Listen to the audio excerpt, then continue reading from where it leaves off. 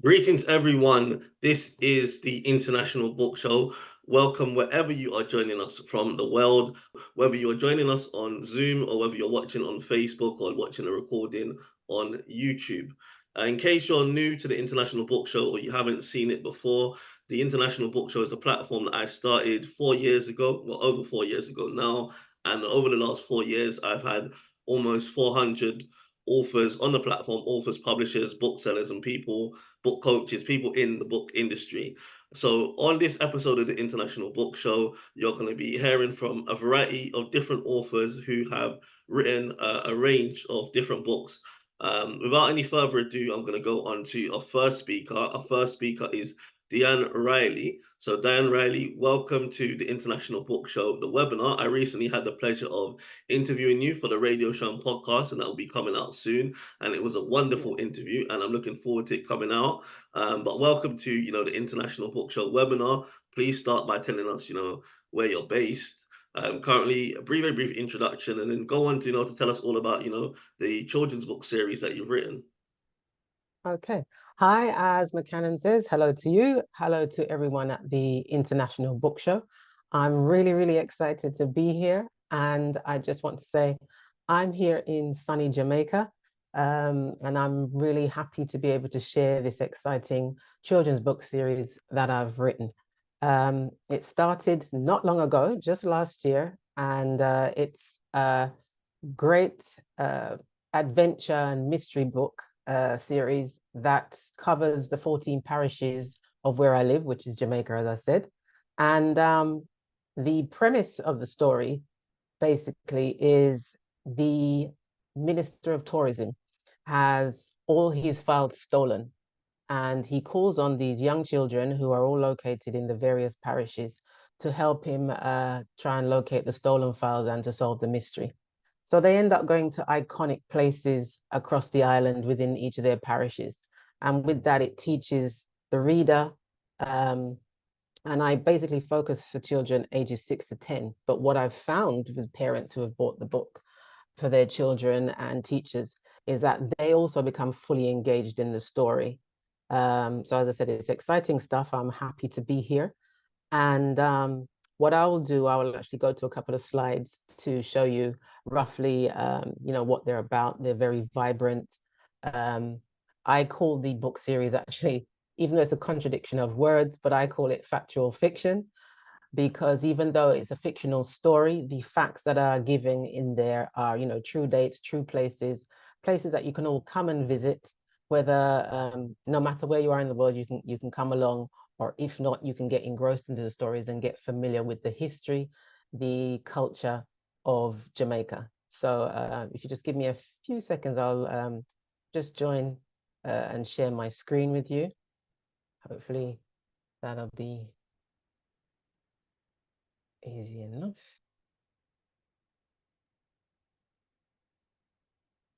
Okay, can you all see my screen? Hopefully you can. Right, so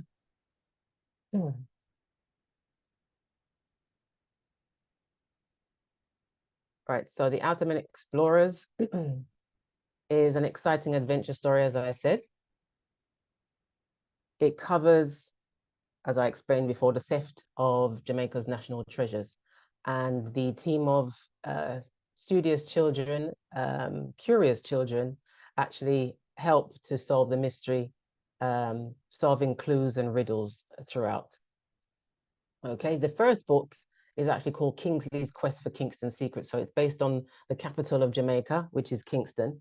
What I've done is also named the children after the parish that they represent. So Kingsley for Kingston. He goes to iconic places like Bob Marley Museum, Emancipation Park. He goes to Liberty Hall, which, as a matter of fact, not many people are aware of, which is the Marcus Garvey Museum. And he solves riddles and solves clues and gets excited to try and help the country to gain back its stolen file for the parish.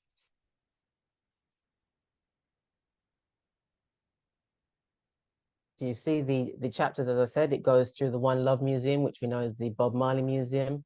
It discusses places such as Devon House, which is a place where we get lovely food.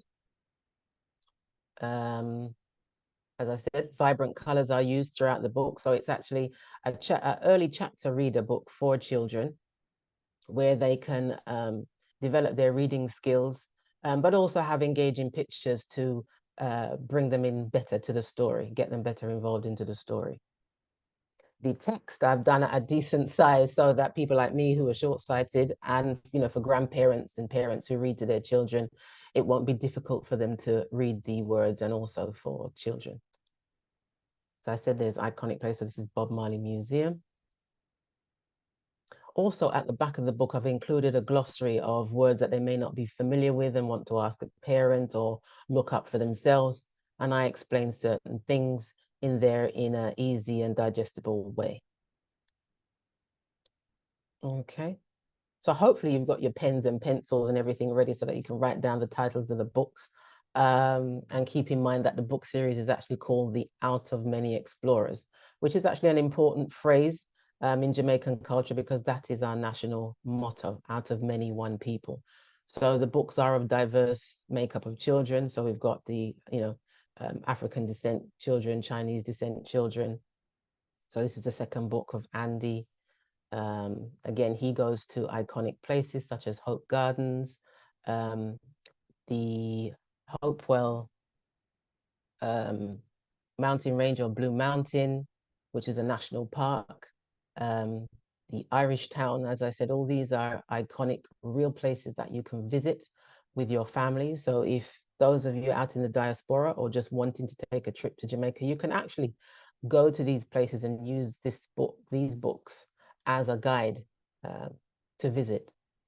The next one in the series is book 3. What you will find with these exciting stories, that although they're standalone stories, there's also a connection that leads you from one into the other. So at the end, there's like a hanging one that leads you to the next parish. So what I want you to do is actually collect the whole series. So again, Katrina goes to places like the Twin Sisters Caves. This story tends to cover more of the Maroon and the Taino culture of Jamaica, which is, as I said, has strong heritage sites on the island, and especially within the parish of St. Catherine. And the next is Clara, book 4, and the Hidden Trails of Clarendon. Again, this is more of I tried to blend in everything within the stories. So it doesn't just cover history, but it also covers conservation. So the children learn about how to conserve the riches of the island, the natural resources that are here. So Clara goes to the wetlands and the Discovery Center in Clarendon. She hikes up to Bullhead Mountain, which is the highest point and the central point in Clarendon, which people go and do hike there, especially during the Easter month, which it has a special hiking trip each year. So yes, and of course there's Milk River and other various places. Book 5, that has just been released, so I'm excited about that.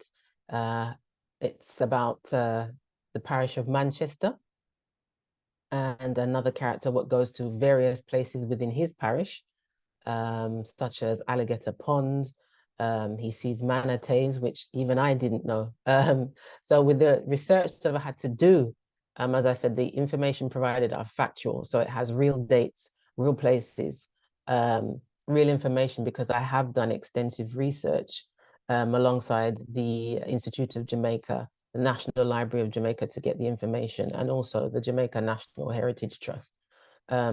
So the information is available to everyone to see.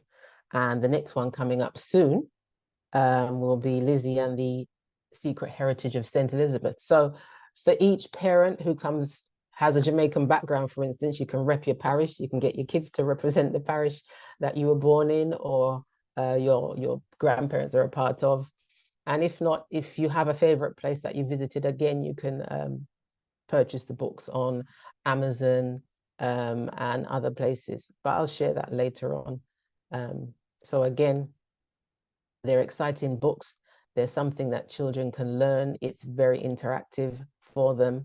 As I said, it's got exciting parts because throughout the story where they're searching for all the hidden clues, there is in the background the culprit who's secretly hiding these things, and they have to discover where and why this person is doing. So it's a bit of suspense throughout the stories. So as it says here on the slide, they face unexpected twists, uncover historical secrets, and they race against time to protect the nation's heritage. What you will find in the books, as I said before, it's for a certain age range, 6 to 10, but it can go up to age 11.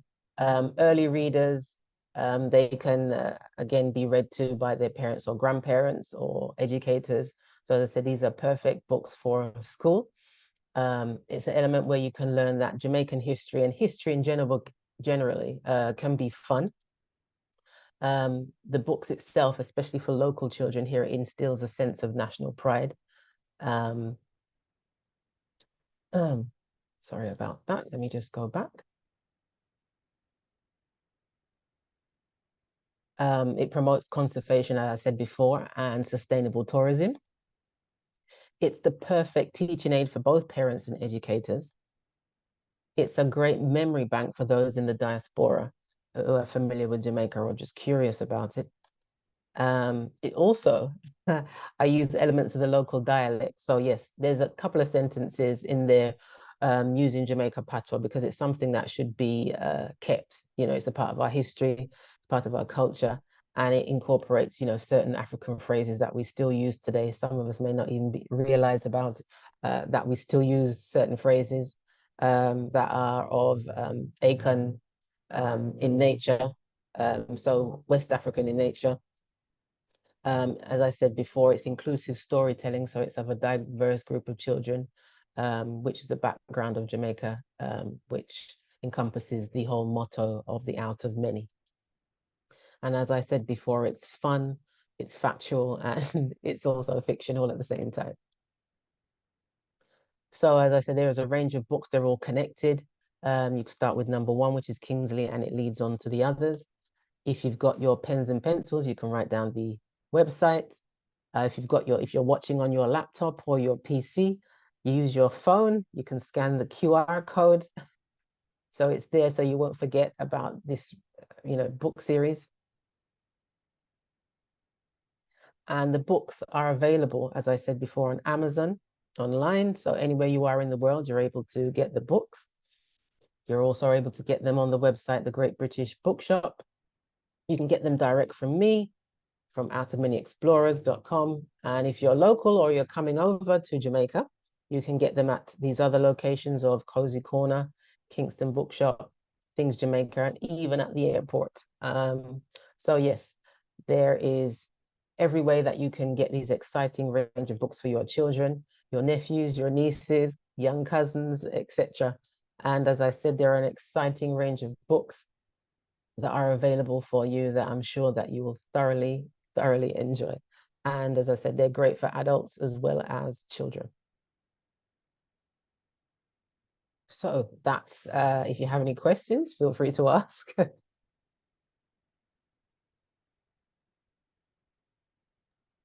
Okay, I'd just like to say thank you very much, Diane. You can stop the screen share. I'm just gonna share my screen quickly. Okay, no problem. I'll do that now.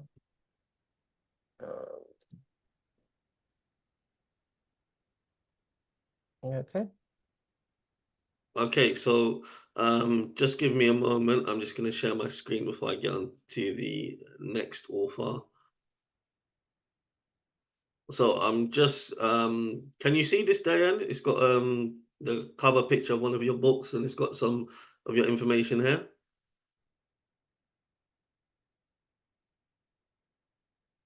Dan, can you see this on screen? No, I can't see it. Hold on.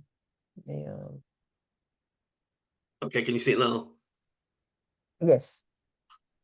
Okay. So this is one of Dian Riley's books, Katrina and the Secluded Castle of St. Catherine, from the series that she just spoke about called Out of Many Explorers.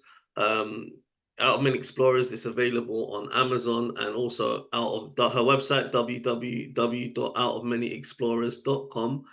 Once again, author of the book series is Dian Riley, the author. And Out of Many Explorers is the children's book series that she's written. And it's available on her website, outofmanyexplorers.com, on Amazon as well. And very, very soon, the interview that I did, this is just a taster. I actually interviewed her for my radio show and my podcast, and that will be coming out very, very soon. If you're on the mailing list, the International Book Show mailing list, you will know when it's coming up. If you're not on the mailing list, please join the Facebook group, the International Book Show Facebook. If you just go on Facebook and put in the International Book Show, it will come up. Yes, and join the Facebook group. That's the best place to go to updates about radio shows, podcasts, the webinar, and the authors that have been on the show, because I post updates time to time from the authors that have been on my show previously as well. So that's the place to go. And obviously after this show as well, after this show is recorded, the recording of this show will be on the Facebook group page as well, as it's being streamed live there. Right, so I'm now going to introduce the next author on the International Book Show on this episode. The next author is Sam Alpha. So Sam Alpha, welcome to the International Book Show, the webinar. For your first time, please start by telling the audience where you're based, very briefly introduce yourself, and yeah, tell us, all about the book you've written. And I'm so glad that you're able to make it, because, wasn't too sure if you was going to be able to make it. So I'm so happy you're able to hear and, to able to tell us all about your book. Hey, my name is Sam Alpha, and thank you very much for this opportunity to be here to share about my book, The Essence of Human Existence. To those who are joining, I really appreciate your time. Thank you very much for being here. Now, the essence of, well, I am from I reside in the United States, in Washington, D.C. area. The Essence of Human Existence is my book, and this book is out of a burning desire to seek for an alternative to the existence of humans in the way it has been going. When you look at it, the plight of humanity, the waning of the humaneness that's supposed to be there for human is just evident everywhere. There is so much disengagement and dysfunctionality in our existence, as you can tell now, not just within any particular culture, but internationally. There is so much deviation from one another as human beings. And these are some of the burdens that actually drove this book out of me. As you can tell and testify, the world is becoming smaller, but yet you see that the human beings are becoming more and more estranged, disenfranchised, and disconnected from one another. There's so much fragmentation in our existence. And as you can tell, the consequences of it is actually loneliness, isolation, which has further consequences that are really affecting our existence. And generally, there is degeneration in humanity.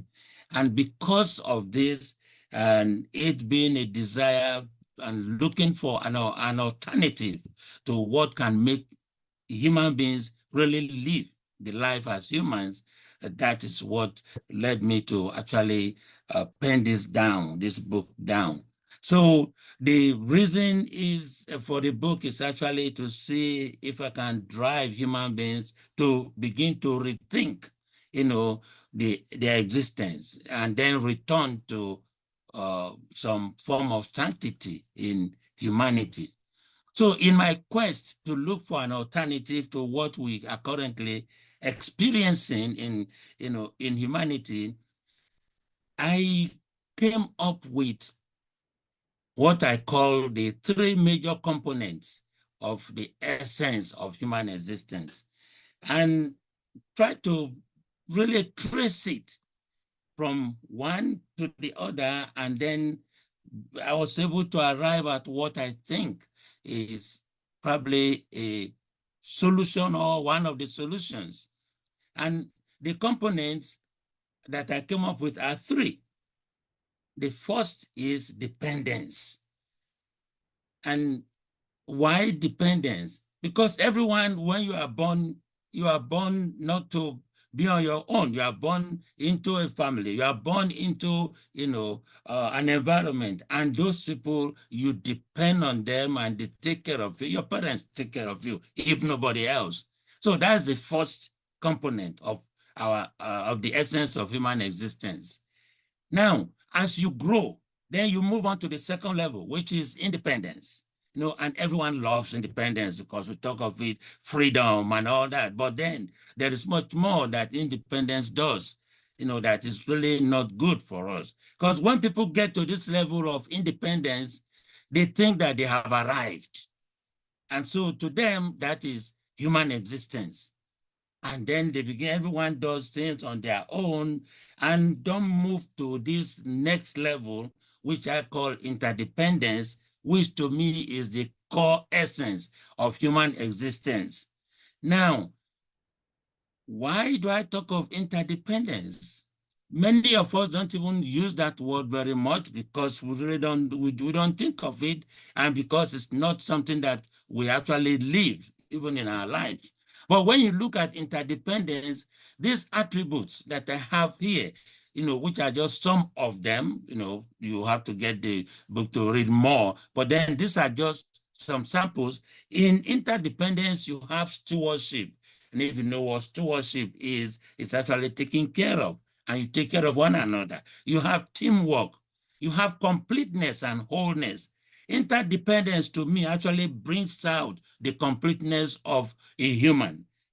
A human being is complete when you have this interdependence. Now, for you to be able to talk of interdependence, you are talking of acceptance. You accept, the people, other fellow human beings. Then when you talk of interdependence, you're talking of empowerment. You are empowering one another. You accommodate. You have that connectedness that is there, and what I call interconnectedness. Then there is also relatedness and relationship. Those are two separate things. But then when you look at humans, the essence of a human being is that you are created to relate to one another, because it is that relatedness that makes you to actually acknowledge that you are human, because you see other people behaving like you, say, oh, okay, there are people like me too. And so that is what brings out the essence of you as a human being. Now, it is different from relationship. And like I like to tell people, relatedness is a duty for you as a human being, but relationship is taking that a notch up because it involves emotions. But you can relate without having a relationship, but you cannot be in a relationship and not relate. Then it's no relationship. Then, of course, when you talk of interdependence, you are talking of participation, and it takes people to participate in things together. And you're also talking of belongingness. You have a sense of you belonging to something. And that is why I think that interdependence, which is far removed from independence, because independence, you are on your own, it's also far removed from dependence because you are actually a nuisance to other people because you're depending on them. But interdependence brings out the fact that you are both dependent and you are independent, and you are contributing to something, to the whole of human existence. So that's why this third level, which many people do not want or do not reach, and but they stop at the independence. That's why this third level of interdependence, I think, is where we have the solution. So why interdependence? Again, every human being, believe it or not, has a defect. Now, I'm not talking of imperfection. There's something we call unperfect. Every human being has a defect. But the thing is, you do not see that defect because you think you are independent. That defect can be seen by another person. It can be identified by another human being. And that human being is the one who can also help you to remove that defect that you have. And that is the beauty of interdependence. Then this defect that you have should not in any way inhibit your human existence.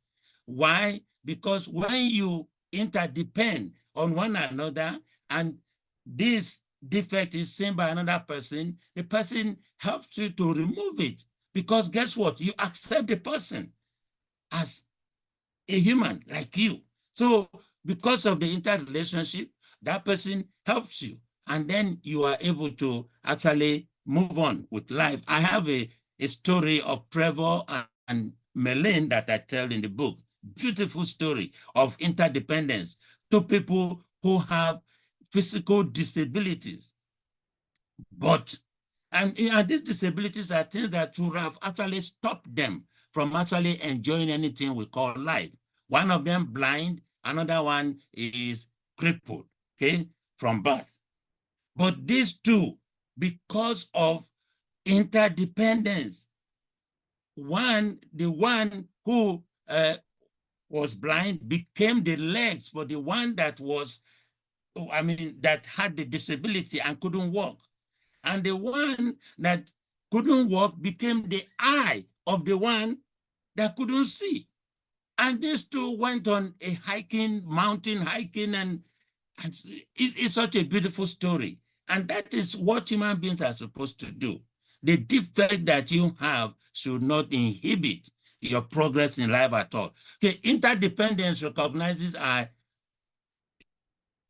humanity. It recognizes that we are human beings. It does not discriminate at all, because human beings are above. The fact that you are human, that even puts you above anything that will make you to actually discriminate, because that is somebody like you. Interdependence promotes unity and uniformity. Interdependence cuts out and cuts across every distraction. To me, as I went into this quest for what can be a solution to the dysfunctionality of humanity, I began to see that when we talk of age, we talk of race, we talk of color, we talk of sex, religion, ethnicity, political affiliation, those things are distractions that actually move us away from being who we are supposed to be. So I decided to take a synergistic approach to actually looking at this interdependence. And what I mean by this is I started looking at, okay, does interdependence deny one of their dependence and their independence? And I came up with this, that no, it does not. Because in each of them, there is something that links one to the other. Definitely you cannot become independent without being dependent first, because you are born. And then obviously when you become independent, you cannot forget about the fact that you were dependent on someone before then. And then the two together, you have to blend the two together, and that is where the interdependence is. So I came up with the fact that dependence and independence are interdependence concealed. And by the other way, interdependence is dependence and independence revealed. Because when you interdepend, it reveals the fact that you are dependent on the people, but then also you are independent, because for you to interdepend with other people, you have to be strong yourself. And that's where the independence comes in. You are strong, and so people can depend on you, but you can also depend on other people, because you have some defects. So while they are distinct, dependence, independence, and interdependence, while they are distinct, they are also connected. One cannot stand on its own, because you can find elements of each of them. So that's why I look at it as they are dimensions of a whole. They are not realms. Realms are separate. But dimensions is one, but then you are just looking at the different dimensions of the same thing. So that is what human beings are supposed to be. putting all those together. And in interdependence, one thing that you find is you will be able to see the commonality that exists between us as human beings. So that commonality is exposed as we interrelate with one another. And one of the things you can use to know that interdependence is something beautiful that we should do is, you know, when you take one flower, say a rose, you say, wow, this rose is good. But when you have several, and when you have a bouquet of flowers and they are different colors and they are put together, you know, by a florist, you say, wow, that is beautiful. So you want humanity, human existence to be beautiful, we have to interdepend, we have to interrelate. And that is the approach that I took. When you read the book, you'll find some more. So what is this all about? Is it about me putting something to make money? No. It is a burning desire that I have. And my heart bleeds when I see that there is that waning of humanity. So what do we need to do? As human beings, I'm glad that you are present here because you have a role to play. We need to act now before it is too late. Why? Because we need to bring the sanity and the sanctity back to human existence. Not all this, I mean, when you hear of killing, attack here and there, that's not human at all. So we need to arrest the value that is placed on humanity, which is being gradually eroded. We need to bring it back. And like I said before, we need to drop all the distractions of talking of race, political days, tribal days, religion. We need to drop all those distractions and be human that we are supposed to be. We need to begin to view ourselves that way. Actually, when you talk of unity in diversity, then you can't talk of diversity without actually having that. You can't talk of unity if there's no diversity, because then what is the unity about? But the unity is bringing those together. So when you talk of unity and diversity that we like to talk about, yes, it is there, but it's the diversity that brings about the unity. And we need to now begin to think and act interdependently. You are not just on your own. You have a role to play to bring somebody else on. And that person has a role to play in your life. And when you see that you need to act, think interdependently, then apply this concept in all spheres. I tried it in business, in family, even in different nations coming together. And interdependence is what we need. And that's the way we need to move, or one of the ways that we need to begin to bring things, back to what it used to be, bring sanity back. Okay, And Samuel, can you start to wrap it up, please? listen. And this is a movement, it's a global movement, and we can all start, to be there. Here is my information on the screen. Thank you very much for being here. Thank you, sir. Okay, thank you very much, Samuel Alpha. As I said before, I'm really glad that you was able to make this episode of the International Book Show. I'm just gonna share my screen now. So if you, I'm gonna stop you from sharing. Thank you.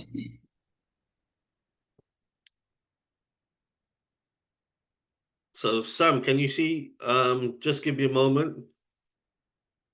Can you see now this picture of your book here? Yes, I can. Okay, so this is Sam's book, The Essence of Human Existence, an exploration of the interdependence concept. The book is available on Amazon, or you can contact him directly.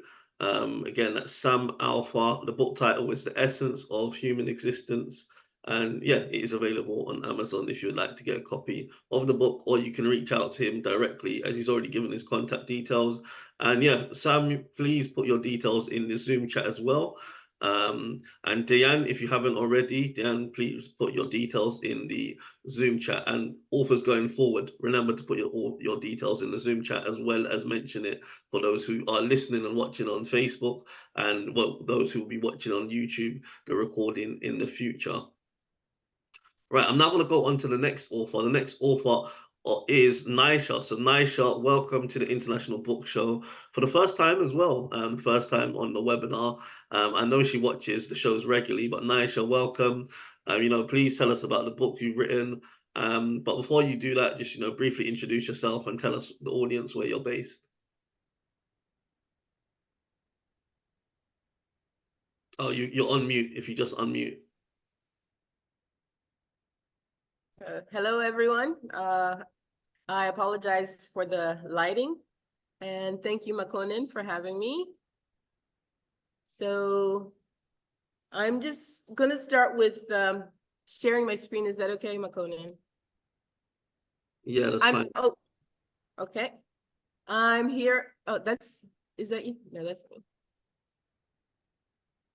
Okay, can you see that, everyone? Yeah. Can you hear me? Can you see? Okay, thank you.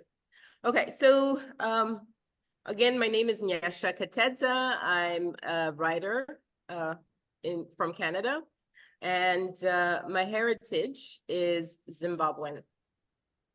So I just wanted to speak with you very briefly about a few of my books today, and I'm going to start with this one.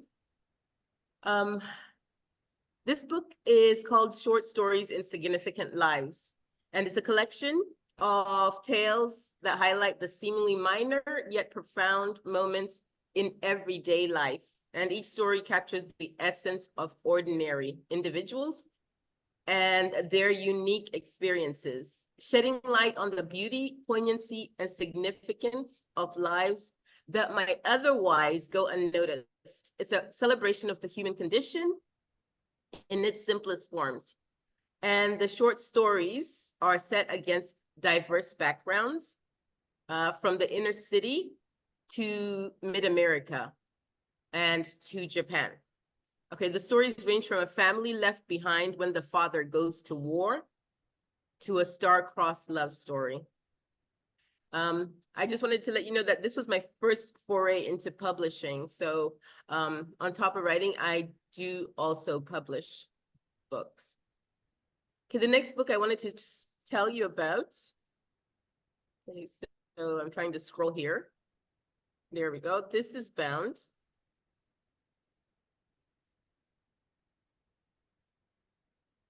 Okay, and this is a novel. So Bound is a compelling mystery, suspense novel that delves into the intricate dynamics of human relationships and the invisible ties that bind us. It's a story about love, loss, migration, and the enduring strength of the human spirit. Through its characters, the novel explores how we navigate the complex web of connections in our lives. Okay, so I want to read to you a short excerpt from Bound. Remember, this is a mystery suspense novel. So in this chapter, a woman named Carol Dane meets a coworker. His name is George Kipling, and they're meeting in a restaurant. Well, Miss Dane, I think I'm pretty clear where I stand. Are you? He asked. I guess I won't know that until you tell me what it is you wanted to talk to me about. Kipling took a deep breath and started on his narrative. They had 2 refills of coffee before Kipling finished what he had to say. Carol sat staring at him for a long time until he started looking seriously worried. Are you okay? He asked. I thought you could handle it. I'm sorry. You can't be serious, Carol responded. What movie did you see this in? You don't believe me? He asked with some surprise. Mr. Kipling, you drop something like that on me and expect me to believe you? Off the bat? What kind of proof do you have? This is also ridiculous. I'm the proof, Ms. Dane. You're the proof. I just can't believe it. I've worked for that company for more than 10 years. I worked closely with Jones for 5 of those years, and now you're telling me that he's part of some kind of conspiracy, and I'm one of the targets of this conspiracy? Ms. Dane, you're going to have to listen to me carefully now. Don't take what I've told you lightly. These are not the type of people you're used to dealing with. They don't play by any rules that you or I understand. You can't rationalize them, and they won't go away, he said quietly, looking at her with an intensity that bordered on the psychotic. And don't make the mistake of dismissing me as a crackpot, he continued, reading her mind. Carol sat numbly staring at him. She imagined she felt her baby move in sympathy, but it was too early for that, surely. She pushed her coffee cup away and looked down at the table. Less than a week ago, she had been worrying over the fact that she didn't seem to know where the landmines lay anymore. She wished she still didn't know. What would she do if everything that Kipling had told her were true? What could she do? She began to question everything that had occurred in her career and in her life up to that point, and she became angry with George Kipling. Why the hell have you told me all this? She almost shouted. The whole restaurant turned to look at them, and George Kipling started looking around nervously. That's an excerpt from my novel, my mystery novel, Bound. The next book I'd like to share with you is Township Girls, The Crossover Generation. And this is a compilation. It's a compilation, a book written by 31 women of Zimbabwean heritage. And Township Girls, The Crossover Generation is inspired by the resilience and courage of young women growing up in challenging environments. And it follows the diverse journey of a group of women navigating their way through the trials and triumphs of life in the townships of Zimbabwe, which was then Rhodesia, and navigating the transition from Rhodesia to Zimbabwe. Okay, and this book explores the themes of identity, of belonging, and the pursuit of multi-generational dreams. Township Girls is a labor of love by 31 women penning a dying history for this and future generations. Okay, so this is a beautiful compilation. In this book, I wrote a poem, and my contribution to this book is a poem. So most of these stories in here are autobiographical, and all the participants are sharing their journeys and basically putting down our history, because so much of our history has been written by others or not written at all. And most of the women in this book who contributed to this book believe that we need to pen our own histories. We need to get down our own history. We need to jot down our own history. And we need to stop the whitewashing of history. Okay, so this I recommend, and if you all these books are on Amazon, and you can find Township Girls, The Crossover Generation also on Amazon. And I would also like to share another book. So I'm excited to share with you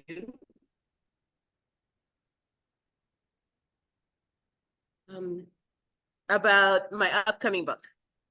So my upcoming book, I'm really excited about this project because up until now, I've been writing fiction. I've written poetry, which is the only nonfiction I've actually read. When I write poetry, it's usually autobiographical in some form.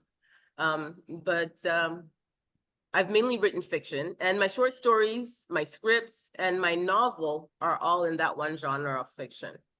With my new book, Conquering the MCAT on a Shoestring, I dive into a completely new genre, and nonfiction. So Conquering the MCAT on a Shoestring is a guide designed to help aspiring medical students navigate the daunting process of preparing for the MCAT. So the MCAT is the medical college admission test, and the medical college admission test is the standardized test they use to kind of choose, to standardize everybody who's trying to get into medical school. There's a lot I can say about standardized tests, but I'm not going to go into that right now. But that is also part of the reason I wrote this book. So the helping medical students navigate the daunting process of preparing for the MCAT, particularly those who face significant financial constraints. I was inspired to write this book after experiencing firsthand the socioeconomic and racial disparities that can create barriers for students hoping to enter medical school. Many students from low-income backgrounds struggle with the costs associated with the MCAT preparation, such as expensive prep courses, materials, and even the cost of taking the exam multiple times. So these financial barriers can discourage talented individuals from pursuing their dreams of becoming doctors. And I think in the West, this is kind of a global challenge for students of color, and especially for Black students. So there are a lot of talented individuals, and a lot of them end up not becoming doctors. And a lot of the reason for that are the socioeconomic barriers. So Conquering the MCAT on a Shoestring provides practical strategies and resources to help students study effectively without breaking the bank. It includes tips on accessing free or low-cost study materials. So tips on accessing low-cost study materials, time management strategies, and ways to maximize the student study efforts. So my hope is that the book will empower students from all socioeconomic backgrounds to achieve their goals. By providing accessible and practical advice, I want to level the playing field and give every aspiring medical student the tools they need to succeed in the MCAT, regardless of their financial situation. So I believe that a diverse group of future doctors coming from various backgrounds will enrich the medical field, improve patient outcomes, and improve healthcare for everyone. So I'm excited to see how Conquering the MCAT will help students on their journey to medical school. Yeah, I apologize for the sound, but that's basically my book I wanted to share with you. I'm excited to share my books with you, and especially my upcoming book, Conquering the MCAT on a Shoestring. Thank you, McConan. McConan? Okay, thank you very much, Nisha. I'm just going to share my screen quickly. So I just wanted to clarify, are all your titles available on Amazon? Bound, Short Stories, Insignificant Lives, Township Girls, The Crossover Generation, and In the Wake of the Moon? Right now, Bound is available on Amazon. And if you'd like to order the other books, since I'm an independent publisher, please get in touch with me. Yep, at that email, you have your scroller on. That's npkatedza@gmail.com. Okay, great. So as you said, Nisha Keta, Bound is available on Amazon, but if you're interested in the other books, or indeed you want to go get Bound from her directly, you can contact her via email address. Her email address is npkatedza@gmail.com. I'll just spell it npkatedza@gmail.com. And her book titles, again, they're Bound, Short Stories, Insignificant Lives, Township Girls, The Crossover Generation, and In the Wake of the Moon. And also she's got, more works coming up as well in the future. So thank you very much, Nisha, for joining us on this edition of the International Book Show, the webinar, and thank you for also, I know you regularly used to listen to many of my shows. Thanks for also the support in terms of listening and watching my shows. Right, I'm now going to go on to the next author.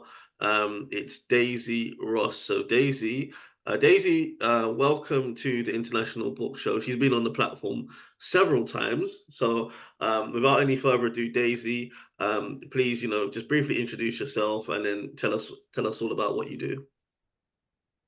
Absolutely. So thank you for having me and inviting me back. So I am an author. Happy to be here, happy to share with you guys, and happy to hear from other authors. If I could, I'm going to share and jump right in. Okay, so can everyone see the screen? Yeah. Okay, very good. Once again, I'm Daisy Tehoria Ross. I am the author of Global Indigenous Languages, and this is a book basically exploring all of the bullet points that you see here. We're exploring how we learn languages, the origins of English words that are actually indigenous in nature, the value of thought expression using indigenous languages, language immersion and neurological components of language and heritage languages. So that's kind of a summary of what the book is about. So we'll jump right in. All right. So do you guys see a picture of a brain? Yeah, we do. Yep. Okay. All right. So I'm having some glitchy stuff going on my side. So I'm just trying to make sure.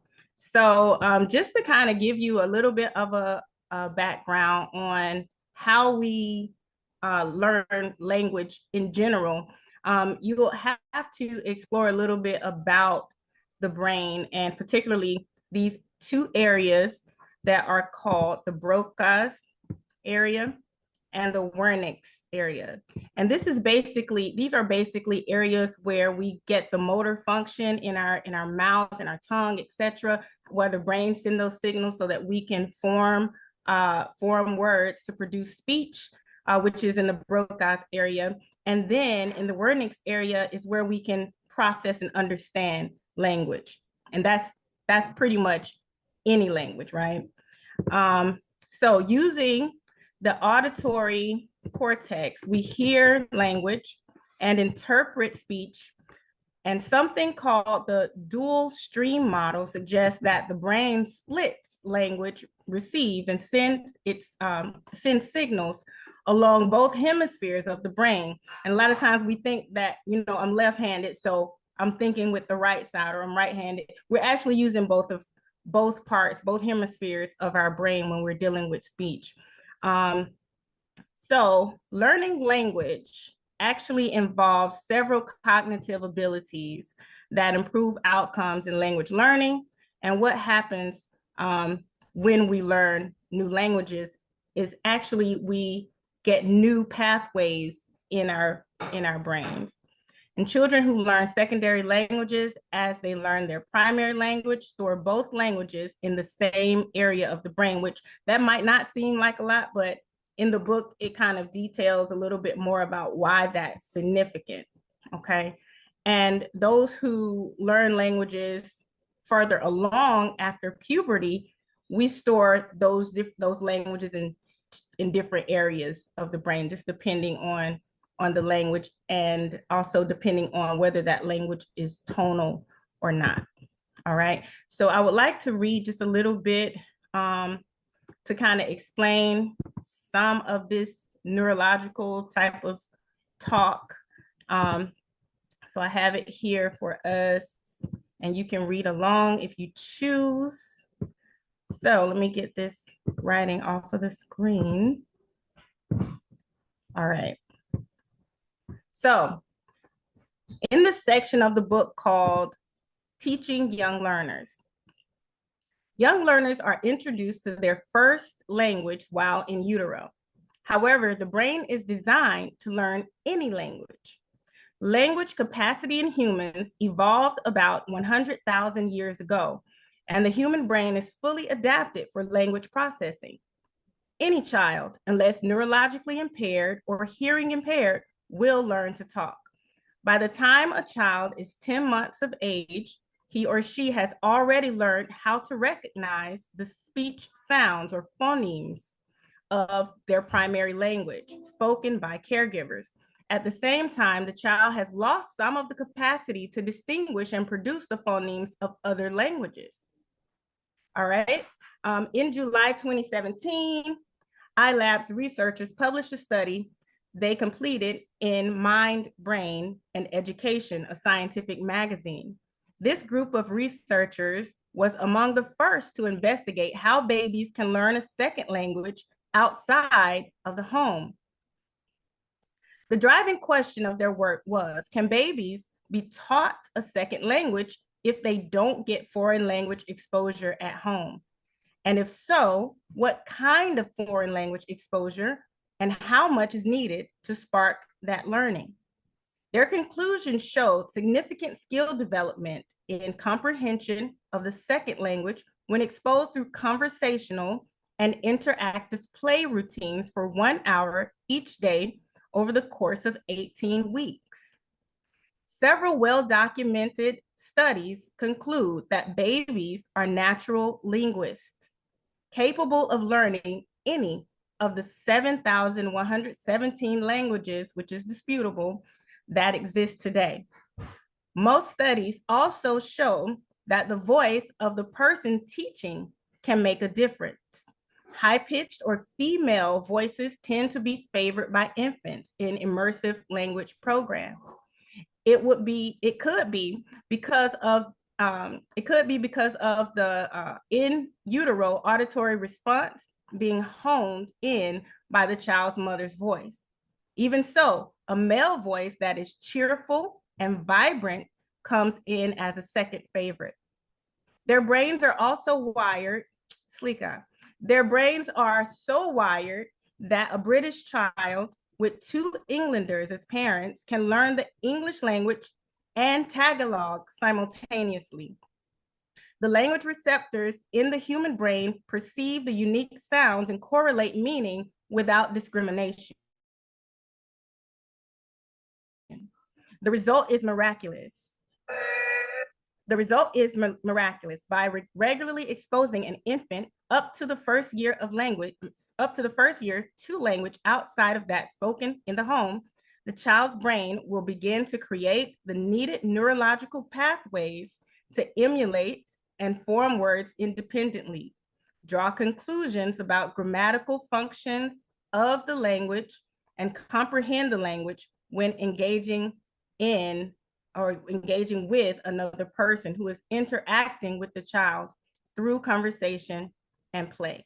So that is one section of the book, and it's kind of giving an explanation about some of the reasoning why the fact that we store these languages together when we're learning earlier.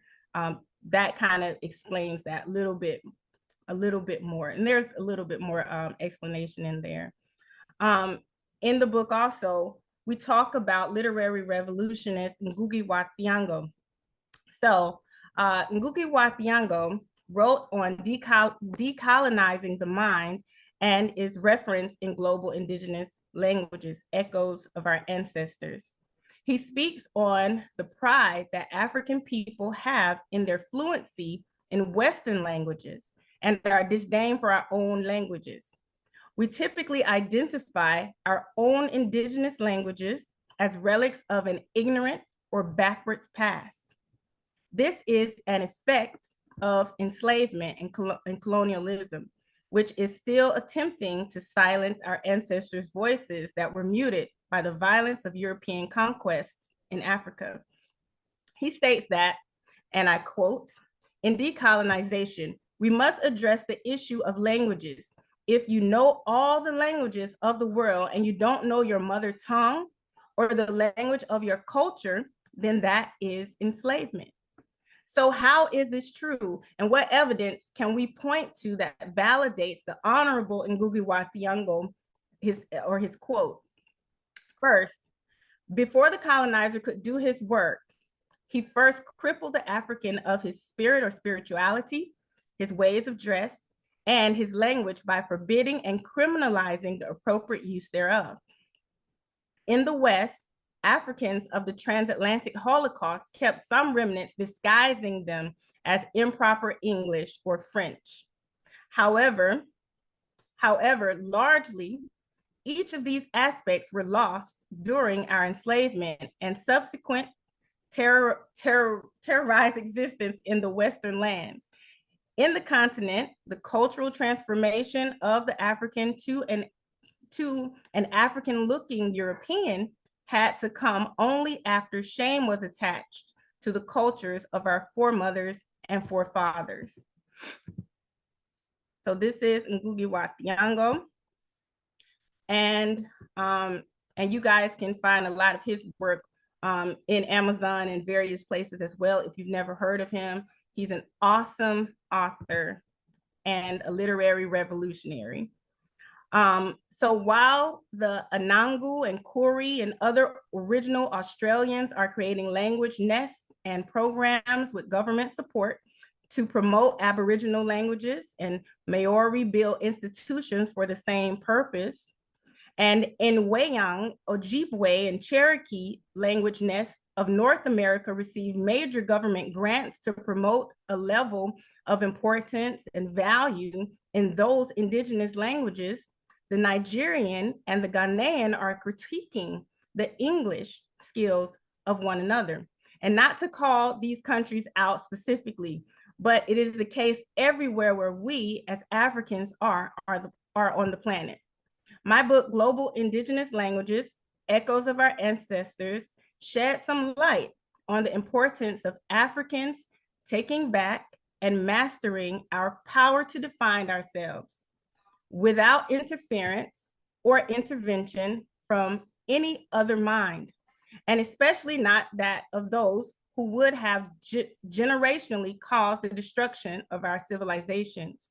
In fact, it is my position that taking hold of our own languages, becoming fluent, and using these languages to communicate with one another is a portion of our power and helps us return ourselves to our right minds.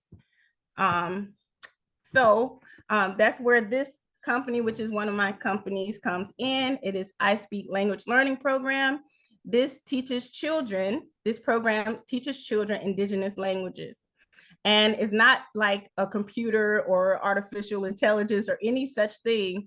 What we're doing is networking and collaborating with speakers of indigenous African languages on the continent to get them to first off be advocates for those languages, but also to connect learners in the West to those languages.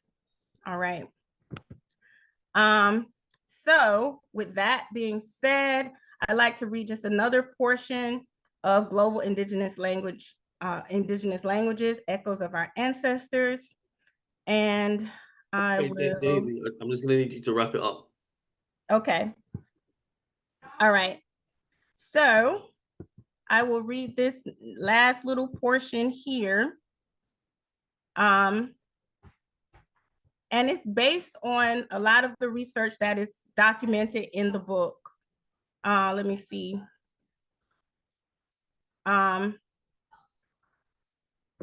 If we understand that promoting and preserving intellectual heritage affects children's learning, and that cultural neuroscience is beginning to couple ways of thinking and interpersonal perceptions with the neurological physiology of the brain, we can begin to draw some conclusions on how presenting math, history, science, and language through the eyes of historically oppressive groups can modify a child's cognitions and transmutate the anatomy and function of the neural paths.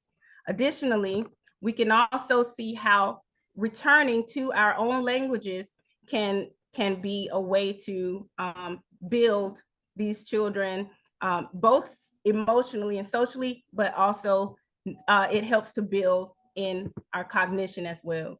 So I just wanted to share that with you. The book is available on Amazon, and it is an ebook. So I'll share other details if necessary in the chat. Thank you. Okay, thank you, Daisy Ross. I just want to say to Nisha as well, because Nisha, I'm not sure if you shared the details of where your books are available in the Zoom chat, but please do put them. I know you mentioned one book will be on Amazon, but the rest of the books, or your email address, you could share them. Share that in Zoom as well. Okay, thank you. Okay. Right, I'm just going to share my screen. Okay, so you should be able to see the screen, which has got Daisy's book called Global Indigenous Languages. And the subtitle was Echoes of Our Ancestors. She was just speaking about the book, author Daisy Ross. And you can purchase the book. It is available on Amazon. Once again, that's Daisy Ross, author of the book Global Indigenous Languages, Echoes of Our Ancestors. And it is available to be purchased on Amazon. She's also going to put the details in the Zoom chat for those who are joining live via Zoom. The next author that I'm going to go on to now, well, she's also a publisher as well, and she also does consultation, and she's one of the sponsors of the International Book Show. It's Dr. Tamara Foley. Dr. Tamara Foley, she's not able to join us here, but she sent a video. So I'm just going to play in a moment this video from Dr. Tamara Foley that she sent me. If you just bear with me a moment.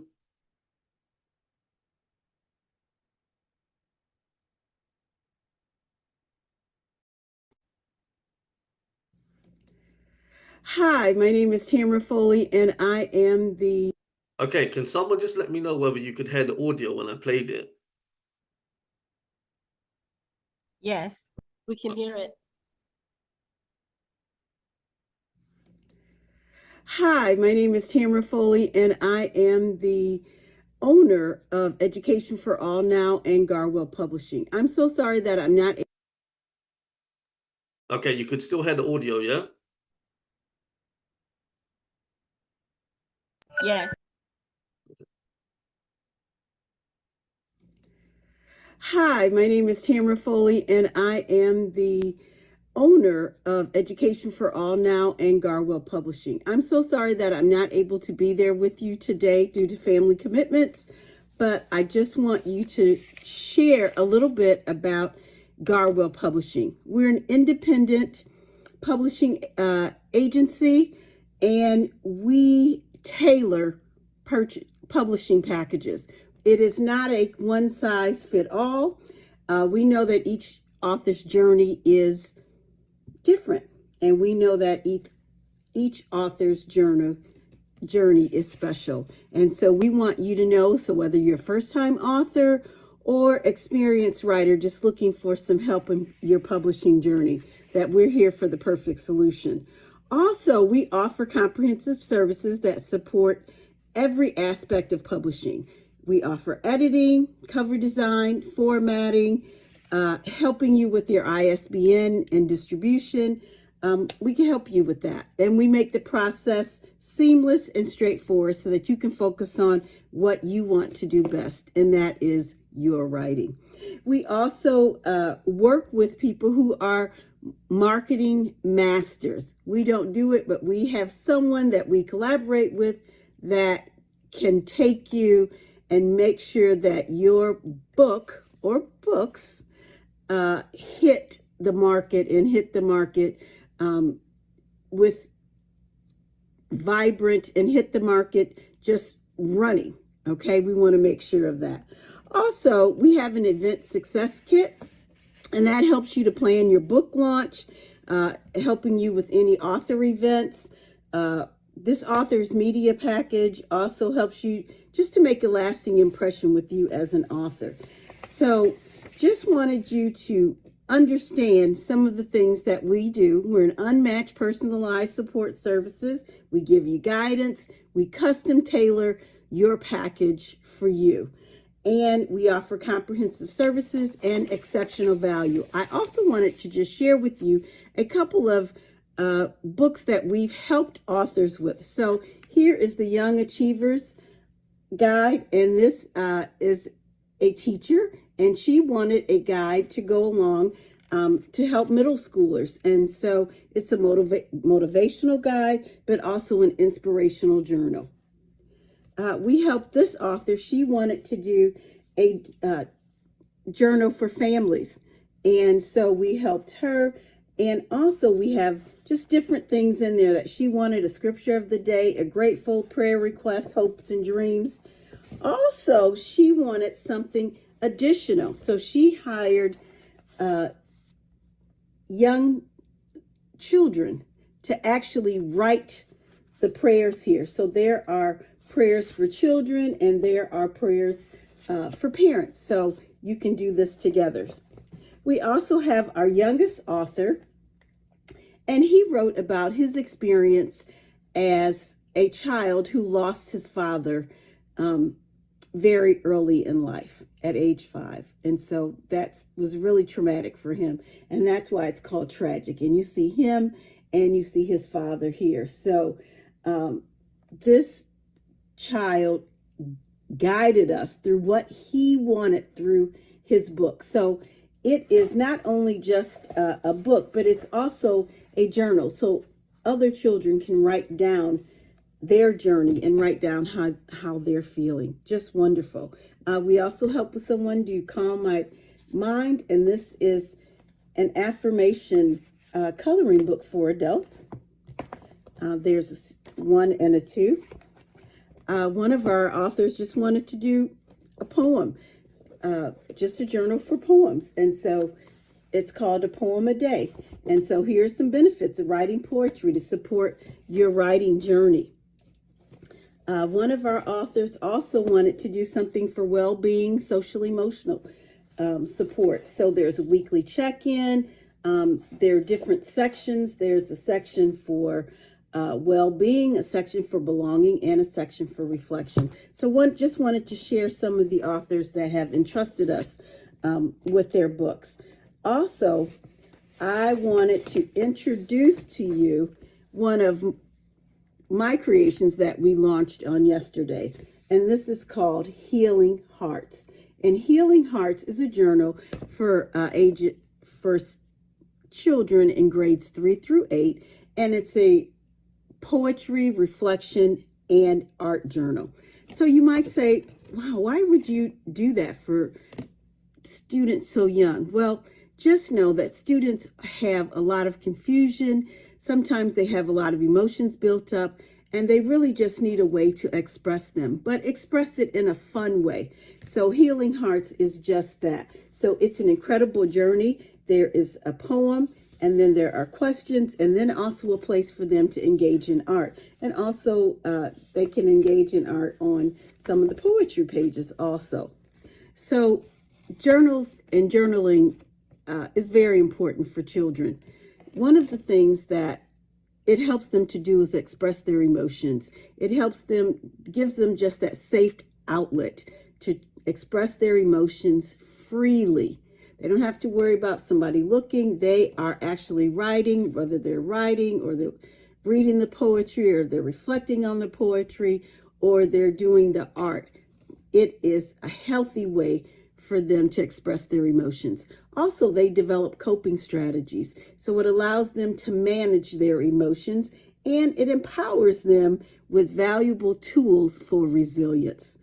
It also promotes growth and healing. Remember, healing is a process, and healing takes time. So through this, they can track their progress, they can identify their patterns, and they can set goals as they're going through their healing journey. It also provides a sense of control. So journaling confronts a process given the circumstances. It gives children just some control over their stories and understanding and experiences. And it also empowers them an agency in their healing process. It gives them the control. It gives them the control that they need to help them through that process. Also, it helps to build self-awareness. So it encourages them, one, to reflect on their thoughts, to reflect on their behaviors and their experiences. And this leads to increased self-awareness and insight of their own emotional well-being. And journaling also helps to build their emotional intelligence.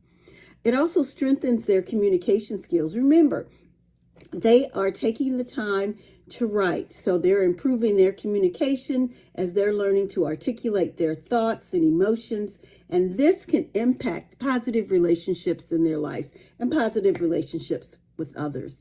And it also encourages creativity, engaging in creative activities such as writing and doodling and drawing, coloring. It stimulates that imagination and creativity. And it also offers just an alternative way for them to express themselves beyond words.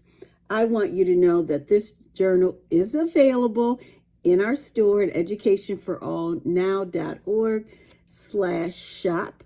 You can also go on my Linktree. It's Linktree/Tamara Foley, and you can purchase these. Also, with this comes, we developed what's called a Healing Hearts kits. And these kits are just a little insight of what they might look like.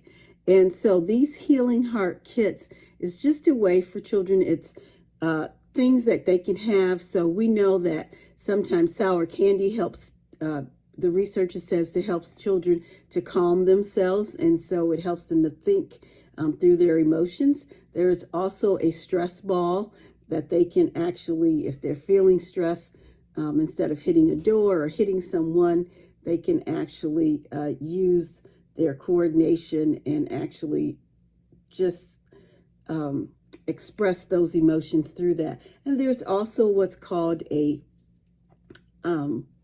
calming piece, and that they can just rub that, and that's shown to help them calm. And a couple other things that I won't share with you is what we call bonus gifts. So if you're interested, please, please, please, if you have questions, feel free to contact me. You can contact me at Education for All Now, and that's the 4.org. You can contact me at Garwell Publishing, publish at garwellpublishing.com. Our website is educationforallnow.org and garwellpublishing.com. Please, please, please, if you have any questions or we can help you on your journey, we'd be more than happy to do that. And again, congratulations to all of you, and congratulations on your journey, and have a great one.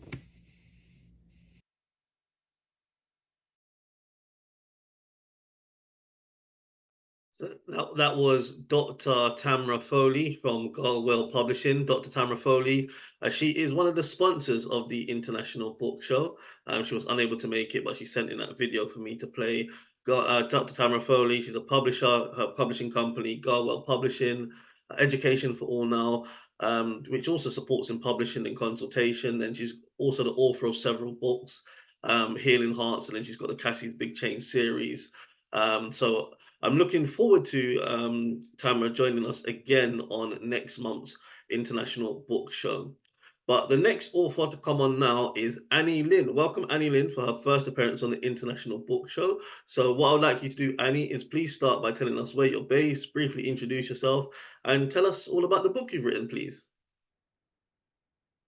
I am Annie Lynn. Thank you so much for having me today. I really appreciate it.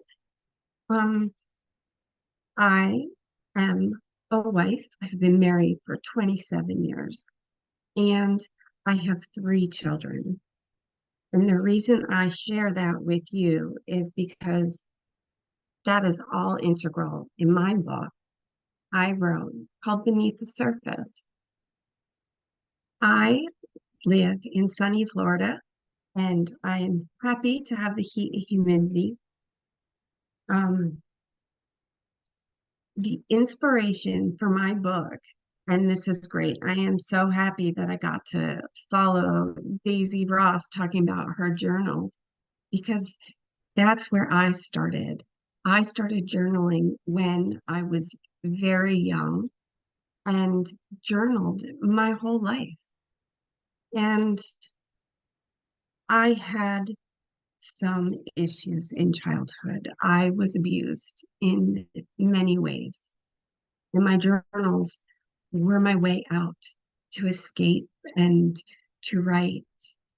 And as I became an adult, I realized I still hadn't processed and let go all of the pain that I had from my childhood. And I had been writing fiction stories, just starting little things on my own and, and writing. And every time I started to write, I realized I needed to tell my own story. I needed to get that out and have others read it and hopefully be an inspiration to others. So I started writing my story. And the inspiration for Beneath the Surface came from those journals and into this book. And it's a memoir of sorts, but it's a memoir that takes you from my childhood into my adulthood and how I came through. There were times that it was very difficult to write what I was writing because I was revisiting those moments in my life that hurt me so much. And going through the writing process and the editing process, it was difficult. But I found 3 defining moments in my life. I learned a lot about myself doing this. The first defining moment was when I told my husband about my abuse. I had never told anyone. I kept it close to my chest. I was afraid. What would people say? What would people think? And would others lift me up and try to help? But when I finally told my husband, it opened floodgates of tears and a long journey of therapy. And it was a big moment and it was a tough time right after I told him, but it was also a big step, a step forward. And that is what helped. That's what got me started. I, at the time, had 2 beautiful little girls at home, and I never, ever wanted them to experience what I had experienced. So my husband and I decided that we were going to cut ties with my family. And that was very difficult, and it was a big time, but I couldn't take any risks that my daughters would be harmed in any way, in the way that I was. I was hyper aware of where my kids were and who they were with and how I parented them versus how I was parented. And those were 2 very different things. Eventually, my other big defining moment in life was when we decided to make a physical boundary between my family of origin that I grew up in, and the family that I was raising. And we decided to move from the snowy Northeast down to sunny Florida. And I wouldn't have it any other way. It's a great life now. I wanted to publish this book. At first, I didn't want to publish it. But after having the big cathartic effect of getting my words out and having them heard in a way, I knew I needed to publish this, not just for myself, but for others. Others needed to hear this and needed to hear how I moved past it. And the book really is about my abuse and how I overcame that. But it would be very appropriate for anyone who's living with adversity and needs to climb out of that hole and be a whole person and feel well mentally and physically. Since we had left my family, we had a chosen family. And this was something I had never heard of before. But our chosen family are the people around us who supported us and love us. And my children have many aunts and uncles and cousins who are not blood related, but they love them unconditionally. I found that going through my struggles, I needed a support network. And I think that's just so important in life, not just for people who are struggling, but everybody needs a support network of those people who will have your back no matter what. And I had my support network, and they helped me build my confidence and helped me move forward. I had to learn that adversities don't define who you are. You can make your life what you want to make it. And that was something new for me.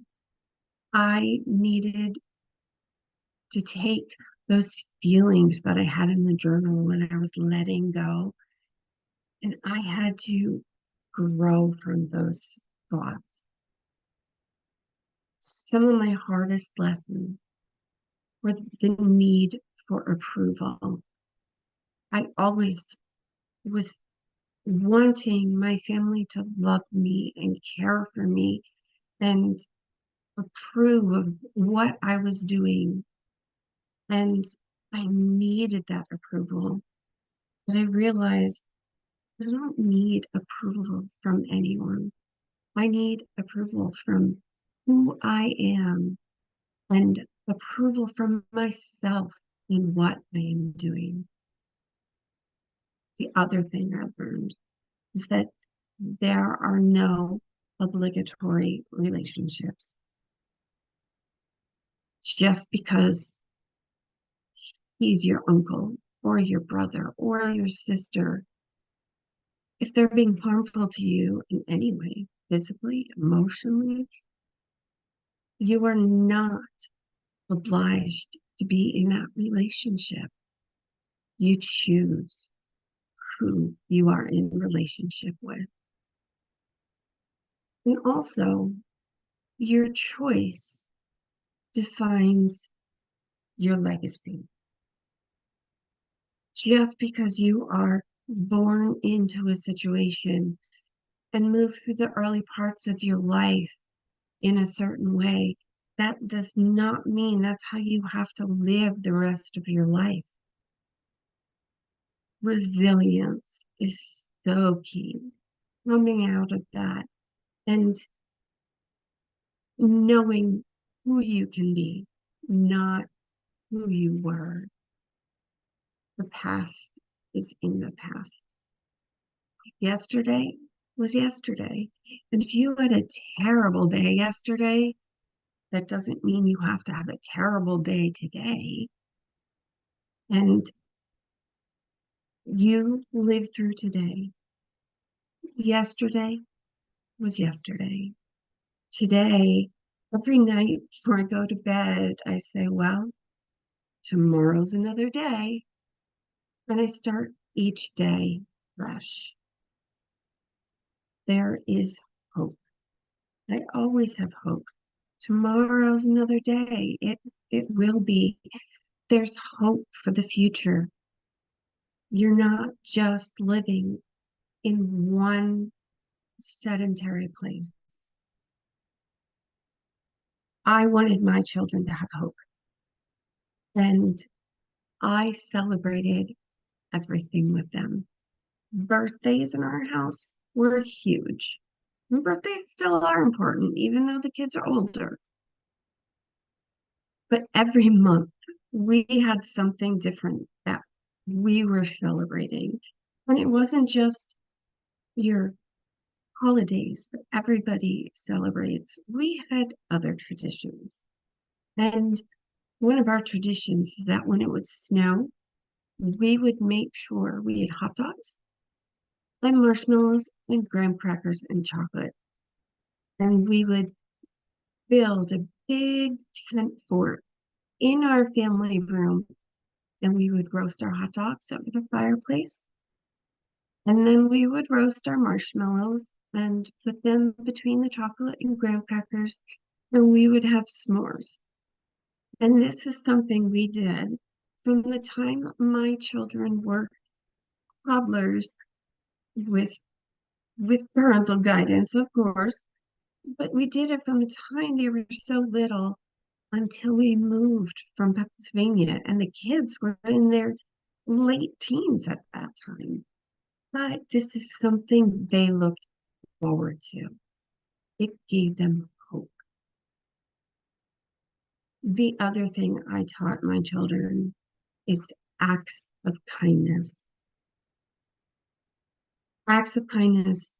I started with just teaching them, please, thank you, you're welcome, which is so simple, but so many people don't use those words. I also taught them that when we were at the grocery store, if somebody walked past, they could smile at them, because sometimes all a person needs is a smile, and it can turn their day around. And it's so important. And sometimes you can even say hello. And that's just the simplest of things that need to be done. I also like to think positive. Don't bring out the negative. Try to keep life positive. If anyone would ask me if I have regrets, after reading my book, one might think I have regrets in life because my early years were not fun. But I always say that what has happened in the past has brought you to where you are today. So if you start regretting actions that you have taken, then you're not going to end up where you are right now. And being here right now is where I want to be, and I'm happy. These are the lessons that are talked about in my book, Beneath the Surface. The book can be found on Amazon and also on barnesandnoble.com. After this book, this was a heavy book to write. It was difficult at moments, but the next book that will be coming from me, I have two children's books. One is a princess story, and you can't have a princess story without a prince story. And it's aimed for children that are probably under 6, because it'll be discussing colors and numbers. It's a sweet book, or the sweet books, but Okay, they're Annie, also can you just start to wrap it up, please? education. I am You can find me social media handle Annie Lynn Writes. So AnnieLynnWrites.com, Instagram at Annie Lynn Writes, Facebook.com/Annie Lynn Writes, and that is me. I hope you appreciated this. I know I enjoyed my time here, and thank you so much to McConan. Okay, thank you very much. So that is author Annie Lynn. I'm just going to share my screen now. Just bear with me.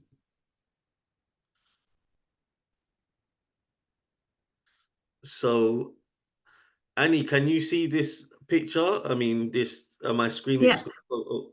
Okay, so it's got a photo, yes. the cover of a book, Beneath the Surface by Annie Lynn.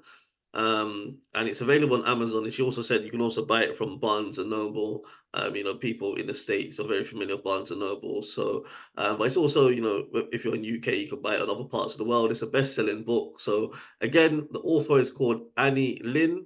The book title is Beneath the Surface. It's available on Amazon and also at Barnes and Noble. And this is a photo of the front cover of the book.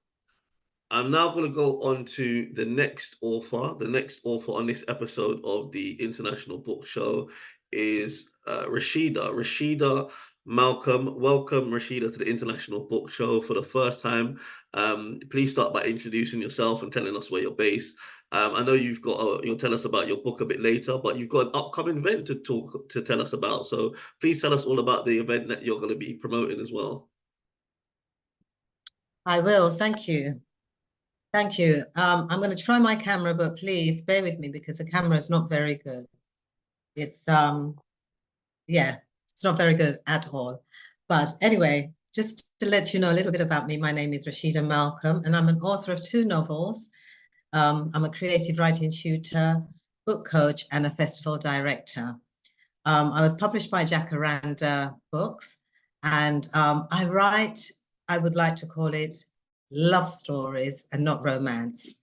And there's a reason why I actually call it that, love stories and not romance, because romance, I don't really fit into those tropes, as you know, mainstream publishers over the years have kind of, you know, responded to my submissions with that, doesn't quite fit, you know, but I've always thought romance more than, you know, my protagonists are women, flawed women, you know, they're not in any way, you know, big in any way other than being, I'm trying to fix this camera, but no, it's not working. I hope you can see. Yeah, no, I think it looks fine. Okay. It looks good enough.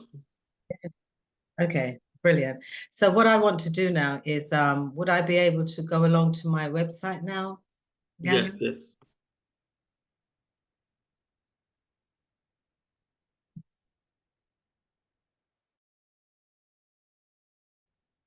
So one moment, I'll try and get that.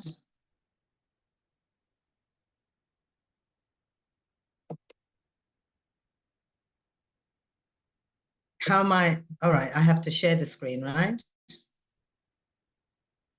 Remember, Yeah, I'm a total novice. I've enabled you to share share the screen. What I might do is I might share it. Give me a few minutes to get onto your website. So if you keep speaking, if you're having difficulties, I can share your website, but just bear with me. Okay, so share my author one before we do the festival one.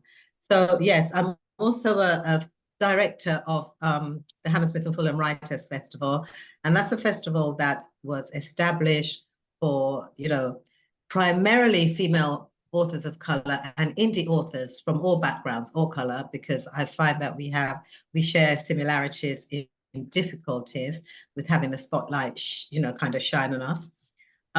It's been going, this is the 4th year that it's been going, and this year has been, I would say, the most phenomenal year because we've got some big names on board, which we'll talk about later. But you know, just to go in a little bit about me, my love of literature started when I was like gifted a big, large storybook by my father, well, my parents really, on my 8th Christmas. And it continued. Hey, Rashida, can you see my screen now? I can see it. Yes. Okay, so this is the Yes. one you wanted me to share first. This is your website, yeah? Yes. Now, Love Again is my second book. And it was published by Jacaranda as part of 20, who published in 2020, 20 books by 20 writers of color. And that was after the George Floyd incident, you know, that they published this. And they're all different genres of book. The 20 books are all different genres. Mine, as I said, is love story, not romance. I take it serious, you know, saying that it's love story and not romance. My first book was Swimming with Fishes. That was in 2017. I think it's at the bottom of this as well. You could actually see it. But you can get the books from, yeah, Swimming with Fishes. You could get the books from directly from my publishers, Jacaranda. And also, yes, it's available on Amazon. So this one, Swimming with Fishes, was published in 2017. And since then, it has won, well, it was bought out by the second biggest company in Denmark, a Danish company called Saga Ermon. And they bought the audio rights of the book, which was, you know, really good for me, you know, a big boost, because what do we as authors, as writers want? You know, we want to be read. Yes, that's the main thing, to be read. So that was fantastic to know that they bought it out and that it was traveling from the UK, because that's where I'm based, in London, in the UK, and it was making its way around the globe. So I love that.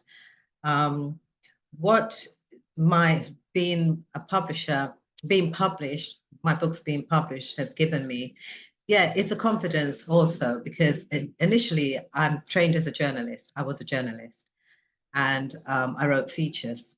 So going into writing fiction was something different at the time, and it was a place of escape. So I loved it. I loved, you know, creating different worlds, especially worlds around female, you know, and everything that comes into her life. And being as real as I can, even though it was fiction, I took real life experiences and wrote these books. And I think that's what made them so popular, because they have been popular. You know, my publishers have been very happy with it. And it's going to be, both of them are going to be relaunched next year. So keep an eye out for that as well.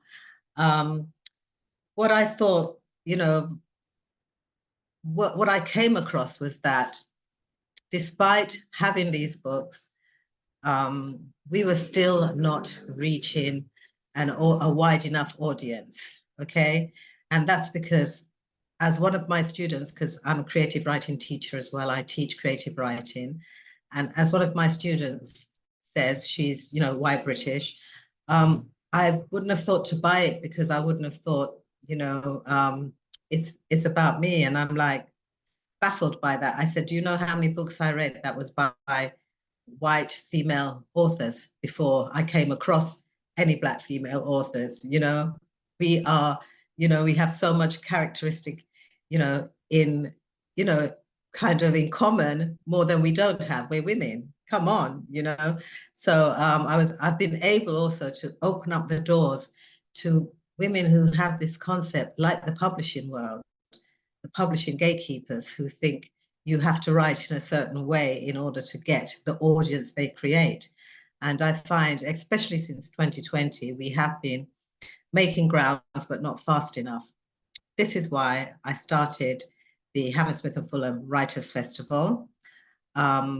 It came about after the lockdown, because during lockdown, I took the writing class online, the writing class that I run for female writers. We went online and we stayed online the whole 18 months. And we created some masterpieces of work. So when the world opened up again, one of the first things the women said was, well, we've got all this. I've got a body of writing now that I want to share with the world. How do we do it?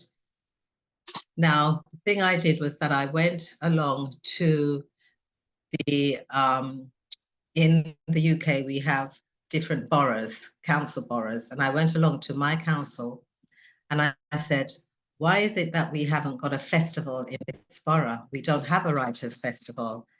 And they actually said that, don't know. And I said, well, because you don't know, if I was to start a writers' festival, would you actually support it? And, you know, they were slow in coming back, but they said, yes. But anyway, not much support was given in that first year, but we started it anyway. And it was a hit. It was a hit. We had, you know, attracted many people locally and across the UK. We even had people get on the plane and come to this festival. We had a woman that came over from Peru, from Nigeria. We had people just coming over because it was a festival aimed at, you know, shining the spotlight at and inviting different, you know, nationalities into different worlds to actually enjoy. So that was a fantastic thing that happened there. And year 2, it increased, year 3, and now we're in our 4th year. And we've got some of the biggest authors on board this year, which I'm really proud to say. I'm looking really forward to actually engaging with them. We have many workshops from, you know, resilience. We've got a writing workshop on resilience, and one of our authors who's willing to share, she's bringing her suitcase filled with the 400 rejection letters she got over her career from the 5 major publishing houses, you know, and she finally got published by one of those 5 last year. So across decades, she has been writing, and she's going to, in her workshop, share, you know, her resilience in keeping going. And I think that's what most of us as writers, as authors, we have to learn to do, and to deal with the rejection, you know, and still get up and bounce up and continue. So I want this festival also to be embraced internationally. It's not online yet. We didn't get it streamed, but if we have enough call for that, we have this year had people phone up and said, will you be streaming it? And if we get enough people who want it streamed, then we will do that. And the festival is going to be taking place next week. Yes, the 5th and the 6th of July. In the UK, we've got kind of like politics happening on the 4th of July. Unfortunately, our festival was set long before they called this general election, but ours is the 5th and 6th of July taking place. And yes, there's a flyer with, you know, the whole lot of authors that's coming up. So you have Sunday Times bestseller and New York Times bestseller Candace Braithwaite. We have Kelechi Okafor. We have George the Poet, because we do have a platform for males as well. You know, it's not just about female, it's about male and female. And we also go across generations, and yeah, we've opened the door to, because people have come on board and says they want to do different things now. So we've opened the doors for different, you know, races to come on board as well. So I don't want anyone to feel that they wouldn't be invited, like my student felt. No, that's not the point. I mean, stories are international, stories are human. That's the first thing we did as human beings. We learned to tell stories, you know, through the drums, through whatever language we got. We learned to tell stories orally in every single way. We did that. So yeah, so that's about, you know, my kind of author literary journey of beginning with journalism, going through becoming an author, and then providing a platform for other authors that we can shine. And that's a major thing, to get new audiences reading your stories. The theme this year is beyond the single story, because again, over many of what we have in common, I found on the writing platform, was that publishers who were kind of interested in us, some of them just wanted us in a certain genre. what I call the misery memoir genre, genres about being abused, just being on the down low. Just, when I wrote that book, Swimming with Fishes, which is all about, a kind of three-way relationship, my male protagonist was an architect. And one of the first things the publisher said to me was that, Ben is Black British in your book. I said, yes. And she said, and he's an architect? She couldn't get her head around that because she had the idea of that single story for us. So, perhaps if he was a drug dealer or, something that she was more used to, it would have made sense to her. But because he was a very successful businessman, he was an architect, it wasn't sitting well. She just couldn't believe it. But it's gone on and it's done really well, and I'm proud of that. So I'm proud to be breaking that stereotype of the single story, as was made popular by one of my favorite authors, Chimamanda Adichie Ngozi, who spoke so eloquently about, authors of color being pigeonholed with one single story. And it goes across publishing also. It goes into films and, even documentaries. I have friends who want to make documentaries, but make documentaries about children of color who are doing extremely well.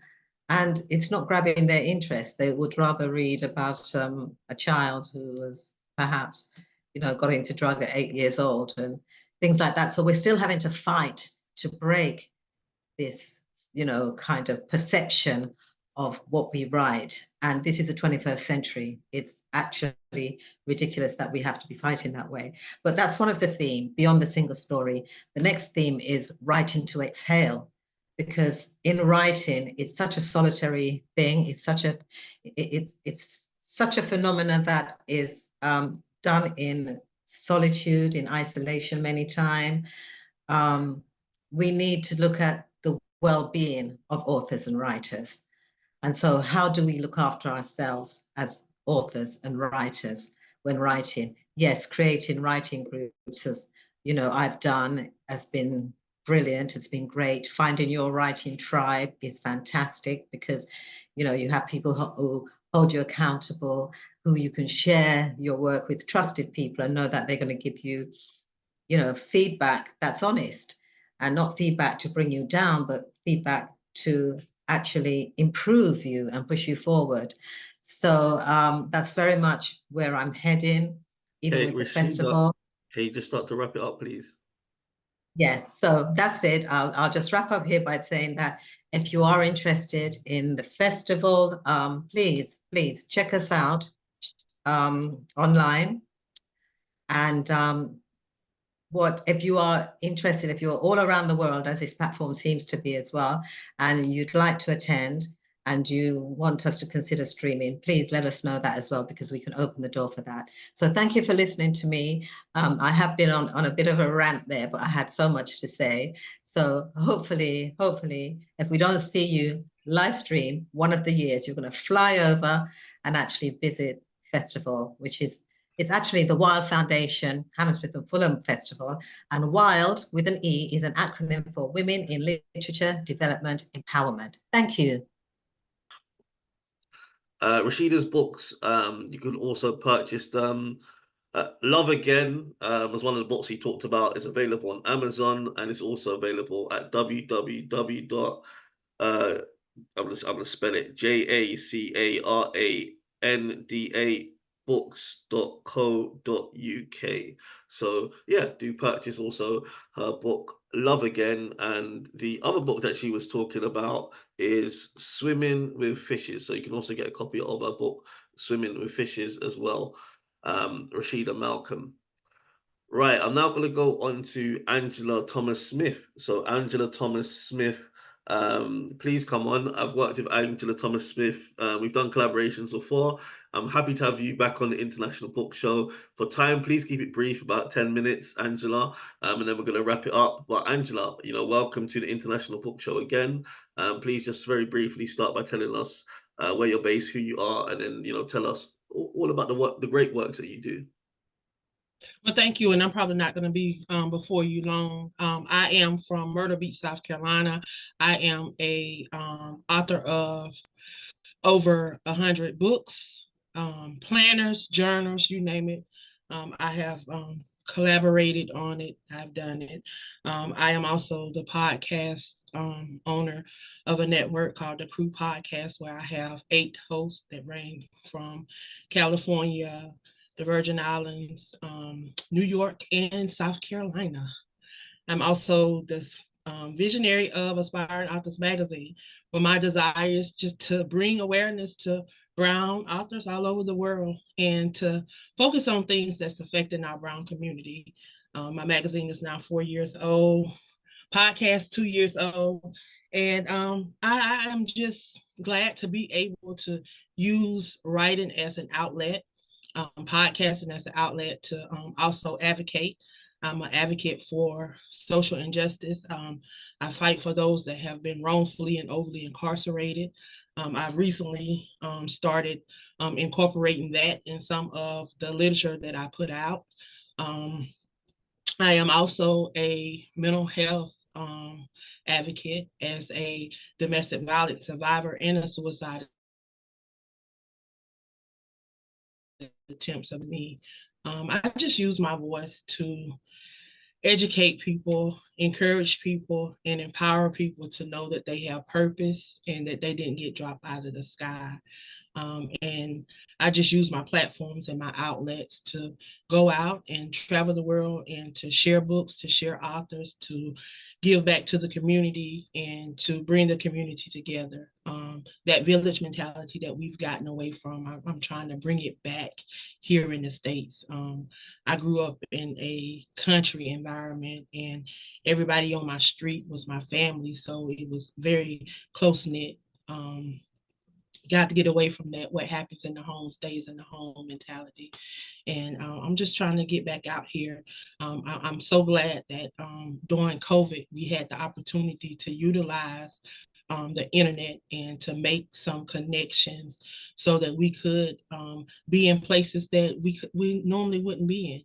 Because a lot of us had got used to, putting on live events and going out, and we wasn't utilizing the virtual realm. So thankful to COVID, we had the opportunity to utilize, and a lot of us revamped some of the things that we were doing. And we're given the opportunity to utilize some things. So I want to share with you guys 2 books that I recently dropped. This one, I don't know if y'all can see it because I have but this is a poetry book, and these are poetry books. And all of my collaborations, there's 20 women that share inside of this book. They share affirmations, letters of encouragement. Our desire was to encourage those women that were incarcerated, that may be losing hope, because a lot of time when individuals get incarcerated, they lose hope because we go on with our lives. We have to fend for the things on the outside. So sometimes we do forget about them. But I just wanted to remind them that they were not forgotten and that we were here for them. And I just wanted to do this book for them. So 20 other women found it in their heart to share as well. And we share it through poetry. And this book, and it just dropped June 1st. This is the male version because the men were like, where's our book? So we did one for the men. But I did something a little different inside of this book because I have been working with over 60 males and females that are wrongfully and overly incarcerated. I shared 8 men that all have life sentences and were wrongfully incarcerated. And we did the research. It's all presented there. And I tell you, it's been amazing being able to share these individual stories because a lot of people really don't know what is happening within the judicial system and within the prison systems across the world, not just here in the United States, because some of the things that happen here in the United States is happening all over the world. And it is sad. We look at the numbers and we look at the ratio of how it looks. and we look at the knowing, they know that wrongful and overly incarceration is happening. We can rate the cities and the states within the U.S. If you know that this is a problem, then why we're not doing anything about it? That's the thing that I bring up in my book. I question, why do we know all this and we're not doing anything about it? So I just utilize my voice through my books, just sharing and just trying to be the change that I desire to see in this world, so that those that are coming behind me will have an opportunity to do the same. So I can be found on most social media outlets. If you Google me, Queen of Collaboration, Angela Thomas Smith, I guarantee you I'll pop up. A picture of me will pop up. May not be this particular look, but a picture of me will pop up. You could go to Linktree, Queen of Collaborations, and there will be all of the links where you can follow me on the various social media platforms. You can check out my podcast network, as well as the podcast show that I host every 4 weeks on Wednesday, that airs live out of Lagos, Nigeria, to over 28 million homes. So please take the time, go over, check me out. And thank you, McConnon, for always extending your platform and for all that you do. Thank you. Thank you very much, Angela. What I'm going to do, I'm going to share your link tree. Unfortunately, I don't have the copies of your recent book photos. Otherwise, I'll share them. I'm going to share your link tree because there's a lot that you do anyway. So this is Angela Thomas Smith. If you got her link tree, is Queen of Collaborations, and this is where you can contact her. There's email, there's Facebook, there's all the links, and there's YouTube, there's a podcast, there's all of her shows and stuff that you can check out, and also I believe links to her books as well. Yeah, so Angela Thomas Smith, if you go on Linktree, Queen of Collaborations is her Linktree site, and there's much of her information is available there relating to her books, her podcasts, and everything that she does. And yeah, it's been a pleasure working with you, Angela Thomas Smith, and obviously hoping that we'll be doing more collaborations in the future. So, in conclusion, now we are coming to the end of this episode of the International Book Show. I would just like to say thank you, everyone, for listening and watching the show. I know there's a lot going on today. England are playing in the Euro 2024, and I know a lot of you have gone to watch the football. But thank you for those that have been here to watch the show. And please join me again next month. Next month will be on the 28th, Sunday, I think it's believe Sunday the 28th of July. It's always on the last Sunday of the month between 4 and 6 p.m. UK time, where a variety of other authors will be coming on the show and showcasing this book. This show is on the International Book Show Facebook group. So as soon as this basically I end this Zoom call, you'll be able to access it on the Facebook group. Please share it within your networks, and also it will be coming out on YouTube soon as well. But until next time, until next month, this is again McConnon Sanko for just saying thank you all for joining me, and hopefully you will all join me again next month, July, for the International Book Show in July. Thank you very much, and goodbye, everyone.